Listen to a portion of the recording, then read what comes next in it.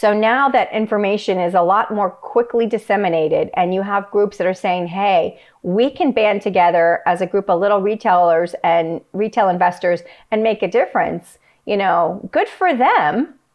And, and for people to say, well, it's collusion or whatever. These people are not regulated professionals. They do not have insider information. They're just in a chat room. They're in an investment club, the modern day version of an investment club.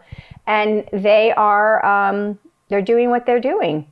So I don't agree that we need to regulate anything. If you start taxing trades at 0.1%, you're going to hurt the little guy. The institutional guy will figure out a way to pass the trade costs on. This is it. I mean, businesses don't pay taxes. They pass those expenses on in the form of what you're buying as a service or you're buying as a product.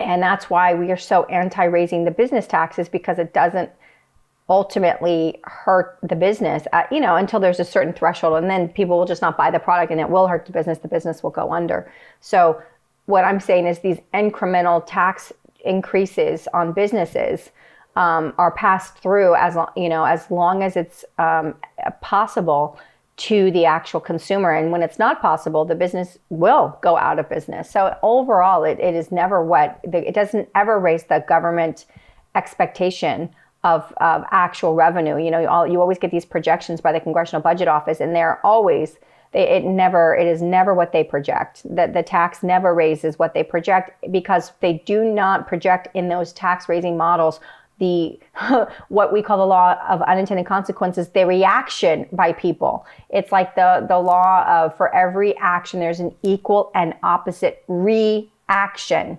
So when they're building these models of how much this tax revenue is, they take the number of transactions, they apply the tax, and they say this is approximately what it will be. Maybe 10% of people will stop, so 90% of the revenue will stay the same, and then here we apply the tax, here it is.